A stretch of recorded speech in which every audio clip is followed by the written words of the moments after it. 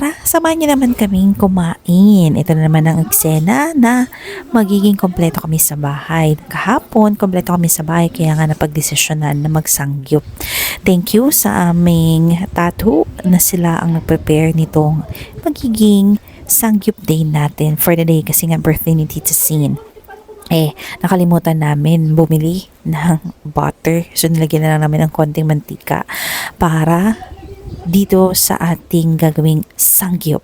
So, kami na mismo nag-prepare niya. Bumili na kami ng karne na para grill namin as part ng sangyup namin. So, kami na din bumili ng mushroom.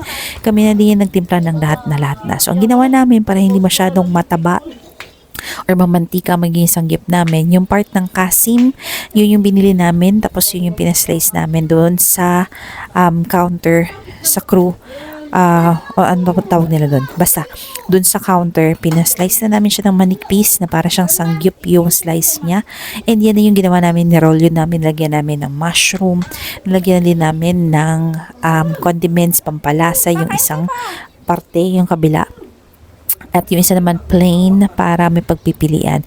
Sa kalimutan na din namin bumili nung isa pang parang dip or sauce ng sangyup. Ang ginawa na lang namin dyan is nagpatunaw na lang kami ng cheese, melted cheese. Nagpa-melt kami ng cheese or patunaw kami ng cheese para yun yung magiging dip. And of course, ang walang kamatayan na lettuce. Kasi favorite ng tatay ko yung mga pagkain na crunchy, especially yung lettuce na yan, paborito niya yan. So nagpapasalamat na naman siya sa araw na to kasi busog na busog siya dahil nga ang tagal na namin hindi nakain ng sangyup. So yun lang naman ginagawa namin kasi meron na akong sarili nitong griller. Ang kanyang yung griller na yan or sangyup griller na yan ay nabili ko na 2 years ago, sa SNR pa yan. It's a kitchen, may kitchen yung brand, nakalimutan ko yung buong pangalan, pero 2 years ago na yan.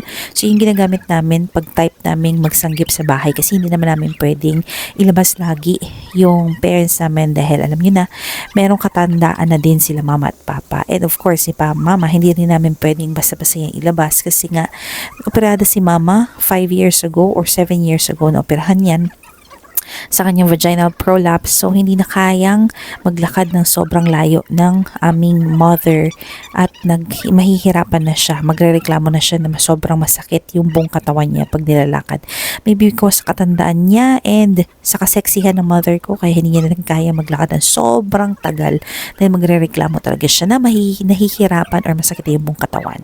And tingnan niyo naman, parang nga kami diyang ang joke nga namin, para kami mga kanding or kambing kasi kain kami ng kain ng damo which is yung lettuce. Kaya kay DJ Coco Martin 2 nakapagbitaw pa ako dyan ng linya na anyan sa'yo, nandito kami sa Tokyo, Korea. Charot. So yan naman, kumain kami ng sangyup. What's good dito na mag-prepare kayo ng sangyup sa bahay, sabi nga ng tatay ko, is mas makakamura talaga kayo at may enjoy ninyo yung sangyup na gustong gusto niyo. Bahala kayo kung anong gusto ninyong seta sa sangyup ninyo, mas mai-enjoy nyo siya kaysa pag nasa labas. Kasi kapag lumabas kayo, na ilang heads kayo, ilang packs kayo sa isang labasan, sa isang head, magkano na ba ngayon yung sangyup? Yung average na sangyup na restaurant na nasa 800, 799, 1,000 per head.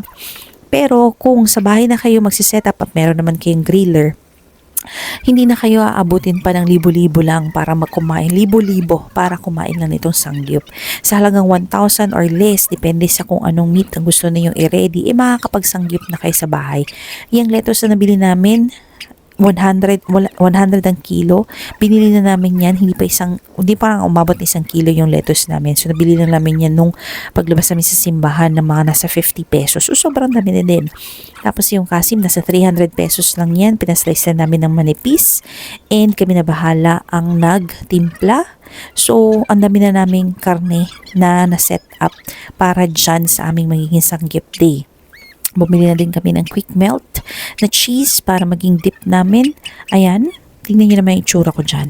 Ang laki-laki na. Di naman tatay ko, tuwang-tuwa na yung kakakain. And then, bumili din kami ng mushroom. Nakalimutan ko ng pangalan nitong mushroom na to. So, yan yung binabalot namin. Instead of bacon, yan yung binalot namin doon sa slice na kasim part ng karne. Binalot lang namin yan. And then, nang binalot na, ikukook mo lang. Bahala ka na kung ano gusto mo. So, meron na din yan on the other side. Nagluto na din ang kapatid ko ng butter, creamy butter chicken.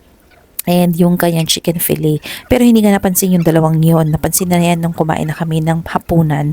And binaw na din namin kinabukasan. Kasi hindi na talaga siya napansin. Ang napansin talaga is itong sangyup namin na ginagawa namin ngayon. Kasi nakakatuwa nga naman. Nagluluto ka sa bahay. Walang time constraint. Kasi hindi ka mag-worry na baka magtumagal kayo 1 oras at 2 oras habang kumakain. Nasa sa inyo kahit tumagal kayo dyan na 5 oras. O kahit magdamag na nagluluto-luto sa bahay lang ay walang problema. Kasi nasa bahay lang kayo. At hindi nga kayo mag-worry kung gagabihin kayo sa daan kasi kailangan nyo pang bumalik or umuwi kung saan man kayo kumain, di ba? Kasi nasa bahay lang kayo. At the same time, may enjoy nyo talaga yung bonding ng pamilya ninyo kasi kompleto kayo dyan kumakain.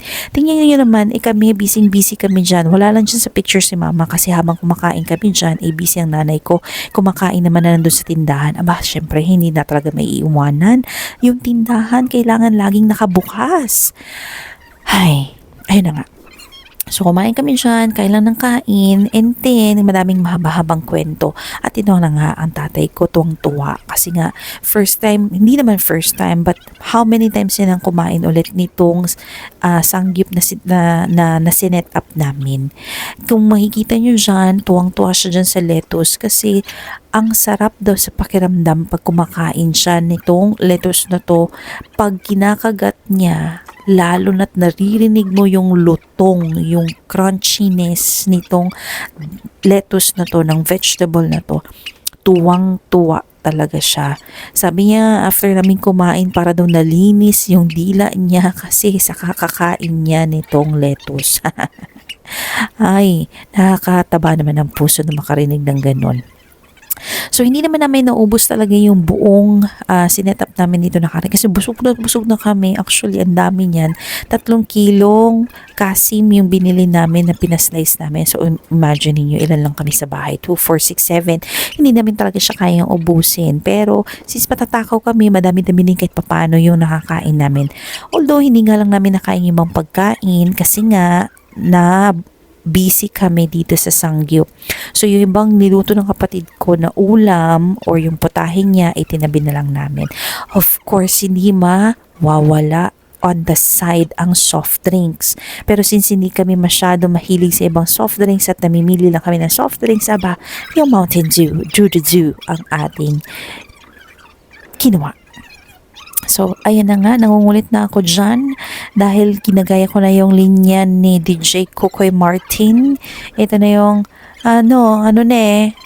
welcome, nandito kami ngayon sa Tokyo, Korea. Kami kumakain ngayon ng mga kandeng. Charis. So, hindi ko magagaya ng todo si DJ Coco Martin, pero tuwang-tuwa ako doon pag magsasalita siya ng linyahan niya na para siyang Koreano pero nagbibisaya. So, kain na kami dyan ng kain. Madaming kwentuhan, kain pa rin ng kain, pinagpapawisan na, ang hirap. Ending nito, nahihirapan na naman ako nito. Mag-iisip na naman ako paano magpapapayat. Diyos ko, lumalaki na lang lumalaki.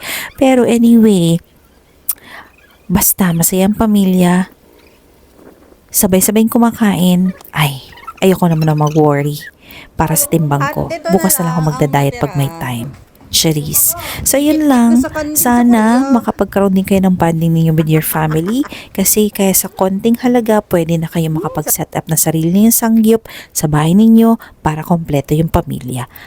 Bye!